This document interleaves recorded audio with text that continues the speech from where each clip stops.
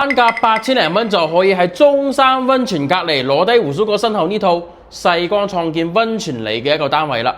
咁依家胡叔哥咧就已經企到呢個單位嘅陽台，可以睇到一個成7米嘅露台啦。咁呢個陽台嘅闊度咧就接近1.6米，而且望翻出去嘅景觀咧，一半邊嘅景觀咧係完全冇遮擋嘅。溫泉里153平嘅一個單位，咁目前單價8000零蚊，係全新精裝修，未有入住過嘅。樓下咧可以睇到嗰邊咧就係全眼溫泉噶啦。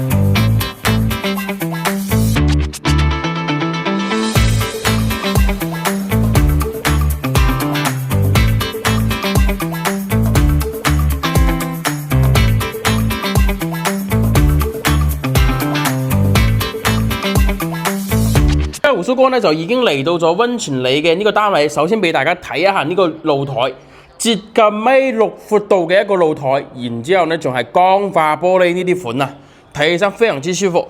全眼溫泉咧就係你屋企樓下啦，嗰邊咧就係全眼溫泉，然之後直望到萬象郡柏岸啊、諾丁山啊。咁萬象郡柏岸或者諾丁山望到呢邊田咧係朝北，溫泉里咧係正南。咁依家嘅時間咧，下晝2點可以睇到佢呢個採光咧係非常之 very good 嘅。咁露台咧就非常之大啦，咁行一下俾大家 feel 一 feel 呢個露台啊，非常之長啊！呢個露台有幾多格啊？呢個露台可能都有接近10幾個平方啦。咁依家咧就帶大家睇一下呢個單位入邊啦。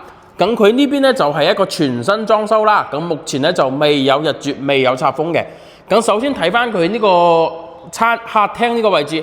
客廳嘅開間咧，其實已經到達咗4米啦，即係比較闊嘅。咁呢邊咧就做咗一排呢個背景牆同呢啲收納空間啦。咁佢目前睇起身咧係用灰色嘅呢啲裝修風格，咁睇起身咧都係非常之舒服嘅。咁一入到嚟咧，首先佢呢邊係有一個過道，咁門口嘅呢個空間咧就相當於係你自己使用㗎啦。通常嚟講咧，人哋都唔會用到你呢個空間。咁佢入到嚟咧，即係美中不足咧，就係佢餐廳呢個位置做咗一排櫃。即係胡叔哥覺得咧，可能你呢邊做咗櫃之後咧，咁你呢個餐廳咧就比較細啦。因為溫泉里嘅呢啲設計咧，客廳咧係比較闊嘅，餐廳咧講真咧就比較窄。本身嘅空間咧大概只有2.8米度，做埋之後咧可能空間就比較細嘅啦，即係只可以擺翻一個長方形嘅一個台啦。咁佢呢邊咧就北面嘅呢個生活陽台，咁佢就封咗。咁佢望翻出去嘅景觀係非常之靚嘅。前面呢個位置咧就係中山鄉新醫院。中山溫泉咧就喺呢個方向啦，可以睇到望翻出去嘅景觀咧係完全冇遮擋嘅。咁呢邊坦洲快線咧就直接可以去到珠海三湖或者係中山市區，都係半粒鐘嘅車程。咁佢廚房嘅呢個位置呢啲門啊，呢啲款式咧都係採用咗一個灰色偏一個米黃色嘅。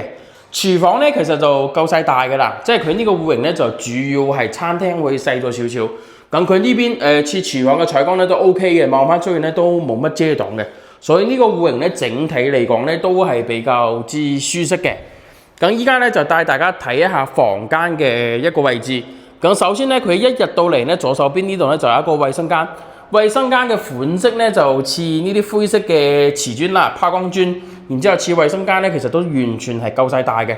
不過美中不足咧，就係佢呢個同呢個馬桶咧，即係胡叔哥個人覺得可能會有少少小氣。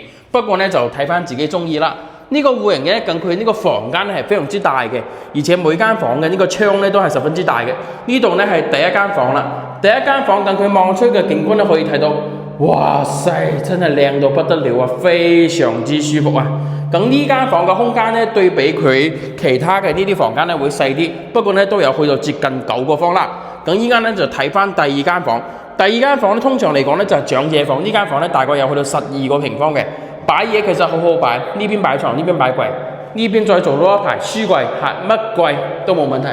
咁第三間房咧，由於佢係一個單邊位啦，咁可以睇到佢呢個窗咧係明顯係非常之大嘅，呢個 L 型完全贈送嘅飄窗，每個飄窗咧都去到2點幾個方，係完全贈送到俾你嘅。再俾大家睇下呢個景觀，哇塞，真係睇起身非常之舒服啊！呢個單位溫泉里，即係胡蘇哥如果睇啱咗，可能都有可能自己落手咗啊！咁呢度咧就係主人房嘅一個空間啦，主人房嘅一個衛生間啦。